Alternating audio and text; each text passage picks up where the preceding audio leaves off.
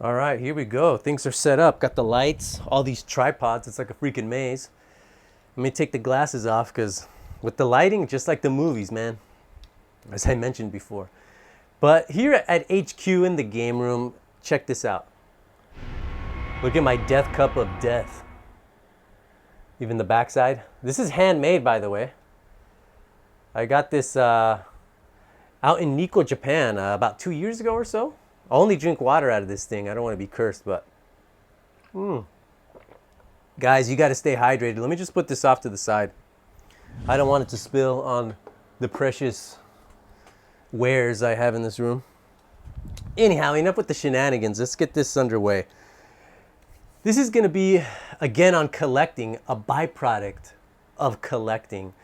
And, it could be good or bad depending on, how you view things, whatever, right? We're not here about the good or the bad, just the way that it is. And that's going to be double dipping, triple dipping. And then beyond that, that's just problems, man. But anyhow, my name's JJ, Retro ReWire, and I'm a double dipper.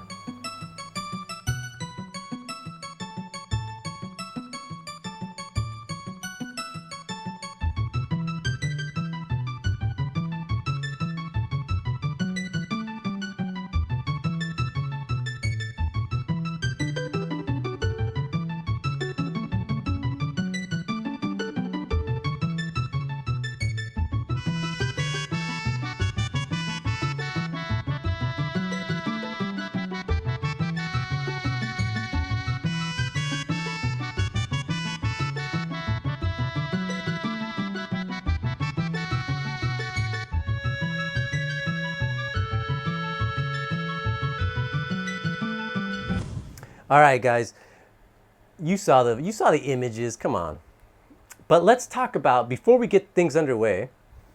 Let's talk about what double dipping is. Now, in its purest form, it's going to be two copies of the same game. That's one form of double dipping. Another form of double dipping is getting the same game for a different platform, right? Hope you guys can see that. By the way, this is Darius Gaiden. Maybe I should have it over here. Yeah, that's better. Anyhow, and then this one might be a little bit reaching, but it's still, there's a sense, a traces of double tips, and that's going to be, having like a modern compilation, which a standalone, like, retro release. And together, it's beyond the triple dip. It's like going into four. That's crazy, man. But it's also gonna include hardware. This is not exclusive to, I gotta replace the little lens here on the Game Boy, but look, check that out. It also extends to hardware. And I want to even say that sometimes if you get an original release and a remaster, that's in a sense a form of double dipping, right? Now, if it's a full-on remake, then that's something entirely different. But double dipping, why do we double dip? Well, in this case, let me just grab things here. Again, this is just a straight up raw feed. We're just going with the flow, yo. Okay, now with this, the one that I have in the baggie is the one I'm keeping, and the one that I have like standalone, I need to put it in front of my face. That light's kind of annoying, but anyhow, the reason why I have this is because the disc is just a bit, it's not in perfect condition, right? And the collector in me wants specific games, not every game, mind you, but for me personally, I want certain games to be in a certain condition. I love Darius Gaiden, whatever you want to call it. So I demand nothing less of closer to perfection. But at the same time, I don't want to be breaking the bank. And the copy that I recently got, I picked up at Surugaya. It was like 1,800 and some yen. And originally, for the original copy that I had, I paid about 2,000. But anyhow, one reason why we double dip And this is like a transient double dip. I'm just making up all this stuff, but it's a transient one because I'm going to be getting rid of the other copy and there's no need to have it. But what's more of a true double dip, in my case, well, this is true. This is reality. What you're seeing here would be this, like here. We got the PlayStation 1 port and then the Sega Saturn port with, arguably, well, not arguably, it's very clear that the PlayStation port is an inferior one. But since I like the game so much, and I do play through both, as a matter of fact, I got pretty close to beating the PS1 version not too long ago, but it's just, those are just collector things, right? If you have to ask, you may not fully understand, but you might be able to relate to it in a different sense that you might be in your past experience, whatever. You're collecting like fishing rods, right? You had to get two of the same pull because you just like that. It's a great pull. But that's one way we double dip. The other way, and this also includes going back to what double dipping is. Again, I'm going to be bouncing all over the place. Is you might get it digitally, you might buy a game digitally and then get a physical copy.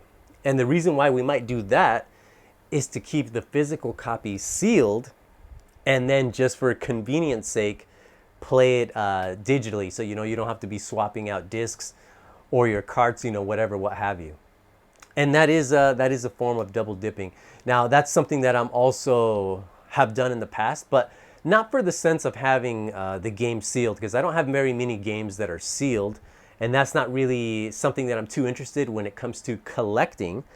But the game was on sale. PlayStation Network, Xbox Live, the store, whatever you want to call it, Nintendo eShop. Sometimes they have some pretty good sales, man. And like, or sometimes it's the opposite. I got it digitally, and then I went to the store and I saw it at a fairly good price, or it was a game that I really wanted physical just because I liked it so much and I wanted it to be more than just that digital aspect. And that kind of plays a little bit into why we double dip, right? Because we feel more connected with the game. We want to support the game itself, the developers, and let them know that we want more of this. And then sometimes it's just a straight up feeling of what's that one dude's name from Jewish Mammon. That dude, man, the hoarder guy, whatever. I don't know the two specifics on it, but I just read about it many years ago. But that's one instance, right? It's just that feeling that we want to have more of it because we like it so much. Almost like that movie Angel's Egg, where she's collecting the jars of water. I'm not going to spoil it, but great movie. Ashitaka Amano, I believe. But anyhow, that's one reason why I double dip. The other one is just an appreciation, which kind of goes into, what I just said, that feeling of wanting to be having more of it. But this one's a bit more refined. Like right here we go. And I'm kind of holding this because the lens is loose. I got to replace the lens. But like with these Game Boys, yeah? Now, I don't think I'm going to be keeping both of them. I'm probably going to get rid of this one because, look at the all black. Look how, come on, man. That thing is sleek. And everybody expects you to have this one. It's iconic. It's like a pair of 501 Levi's, yeah? But this, it's like you're a part of the crowd, but you're going to stand out a little bit, right? Trying to get the lighting on it. I changed the lighting, by the way. Well, not really, but I did. But, and sometimes that's why we double dip. Let's just be honest. Sometimes you just want to flex it a little bit. Now, with the case, I also have like the Sega Mega Drive, for instance. I got a Sega Genesis. I got the Sega Mega Drive. Both are Model 1. Just because I don't have like an adapter cart and I'm not going to be making any hard modifications. I'm a little bit of a purist when it comes to gaming. So because of that, I don't have to, but I want to have these variations. And then on top of that, the Sega Mega Drive 2 or the Genesis 2 is my preferred console, not necessarily because it has, now I know there's issues with the sound, but it's just because of that design. The North American version is absolutely beautiful, especially with that little red LED. But I have the Japanese version, which I have down here, and I do play all of them. I swap them out. Showing love to all my hardware. You know how it goes. But, and then being in Japan, and I spoke about this in the previous video, like the propinquity of, you know, being around all these stores, around all these like lower prices. You just tend to buy this stuff, right? And sometimes it's because you do have this space, or there might be a reason you might gift it later on down the road. And sometimes you're just straight up balling out of control. And yeah, sometimes I'll admit that's gonna be me. But you know, when the time comes, you know, like I'm not planning to hold on to all of the stuff that I have like forever, but I do want to at least enjoy it. But that's one, you know, double dipping, man, triple dipping. What the heck's beyond a triple dip? As I mentioned earlier, that's just problems, man. But yeah, you know, I don't know. What do you guys think about the double dipping, triple dipping, and then just problems with? I think if you're going beyond that, you're scheming. You're up to something. You're either going to be reselling, or I don't know. I can't really explain beyond the quadruple dip. Now I have 4 copies here, but again, I'm going to be getting rid of one of those Saturn copies, and we're going to go back into the safer cushion of the triple dip, which I don't know. Again, and that's still questionable, right? Because that's a compilation, the Switch version. But yeah, like even when I really think about it, I do have quite a bit of like doubles in hardware, right? But sometimes, like for my Sega Saturn, which I have right here, anytime to show the Saturn, why not, right? So I have this, and I also have the Japanese Model 2 version. And then back in the States, oh, it's a little bit dusty. Back in the States, I have another Model 2 Sega Genesis, and that one's been in the collection for years, since the 90s. Not the original Saturn, but it has been in the collection for years. But if you see here, these 2 little X's, I picked this up at the Super Goodwill in Portland, Oregon, and this was like right at the twilight of the golden era of Goodwill. Man, they had like stacks of Genesis. I wish I had like footage of this, but I used to pick up like the Model 2 Genesis, and this is why I was there was problems there. There was a time where I had like maybe 4 Model 2s, and it was because there was different variants, different model boards, right? And some of them had like superior audio and just like little knickknacks, stuff that you probably couldn't even tell if you didn't have like the most high fidelity setup, which mine was. I would say it was like around the mid-range at the time, you know, like a mid-range hi-fi. I had the JVC Art, a freaking Sony bookshelf stereo speakers, you know, the whole shebang. And eventually I got rid of everything, but I did pick one Mega Drive 2, and eventually I did get rid of that in favor of the Model 1 Genesis, which I also picked up at the Goodwill. Man, that was such a great time. And that'll be for like another video, believe me. Once you start ranting and going, you know, it just creates more topics at hand. But I don't know. Double dipping, man. That's just part of the game of collecting. Now, one thing that would be crazy is double dipping in an all digital collection. Now, I can kind of see, because I'm a visionary here, I'm an Imagineer, and I'm imagining things, why you would get something on like the PlayStation and Xbox as well as Switch and Steam, right? Obviously, the Switch version gives you like a portable option if you don't have a Steam Deck. And then you have like your, I don't know, maybe your superior PS4 or PS5 Xbox Series X version, Series S, whatever. You know, because sometimes some of these games will be running better on more powerful hardware than like the Switch. Now, I don't really do that kind of double dipping because I grew up on the PS3, man. I know all about those performance issues. I can tune it out, be in denial about it. But the 7th generation was really bad. When you think of a lot of great games, but in terms of like optimizations and performance, it was pretty bad.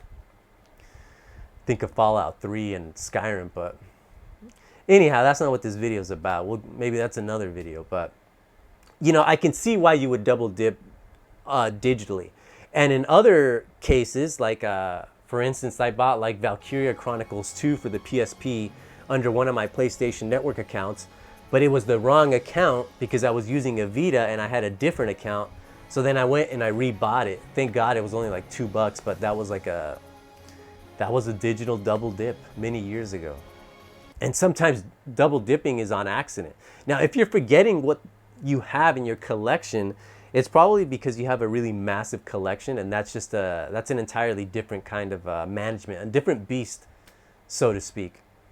But yeah, what are you guys' thoughts on double dipping? Are you a double dipper? And with what kind of games do you double dip? You know, I kind of thinking like now I'm thinking about like Resident Evil, because earlier I defined what a double dip is, but there's certain like qualities to certain games, right? And now we're getting into the zone of like of a connoisseur, of an aficionado, something a little bit more classy, but not really, you know, because this is just stuff at the end of the day, right? But like, for example, like Resident Evil, right? You have the PlayStation 1 version, and then you have the Sega Saturn version, which I do have the Saturn. Let me bring it out so you guys can see. Why not? You know, just show the collection. Oh, God. Oh, the reason why I do this, I hate the way that the manuals warp, but check it out. This has been in the collection for years, yo. But there's this version, and then I got the PS1 in the back. I have the North American double dip, and then I have the Japanese equivalent double dips. But if you only get like the Japanese versions, which are far less expensive, there are still differences between the Sega Saturn version and the PS1 version. And that's why I was saying like you're a connoisseur, an appreciator of the fine arts, the game arts. And do I play both? Heck yeah. And then with that, this can be into a territory of triple dipping, but it's a gray area, right? Because there's Deadly Silence, which has like the whole, you know, touch controls, the swiping, which, you know, can be gimmicky and whatever, but it's still pretty cool that it's Resident Evil, the original one on the go, right? And I believe, other than like the PSP and the PS Vita, it's never seen that kind of release, the original one. And it's probably not likely to see one. Well, who knows? We never know. But, you know, there's just that form of double dipping. And different games, like Chrono Trigger, you could have it on the Super Nintendo and the DS. And maybe the DS is going to give you that richer experience because it has those anime cutscenes, whatever.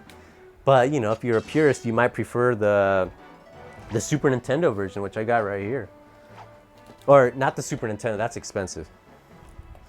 I got the Famicom version, which I do pop this one in from time to time. I also have this on the PlayStation 1, which I don't mind. Chrono Trigger is like one of the few JRPGs that I beat way back in the day, and I got like, I think almost all the endings save for like one or two. I can't remember how many endings there was, but I remember seeing the advertisement saying multiple endings or whatever. But anyhow, double dipping, man. Problems for the collector. Maybe not problems. Maybe it's enjoyable. It should be enjoyable, right? If it's a problem, then maybe you got to check yourself before you wreck yourself. Anyhow, let me know what you guys think. Double dipping. Are you a double dipper? What kind of double dips? Why do you do it? What's games that you've double dipped, or what games are you thinking about double dipping on? Is it just between retro and modern, or maybe you're double dipping with modern games for whatever reason? There's no right and wrong about it.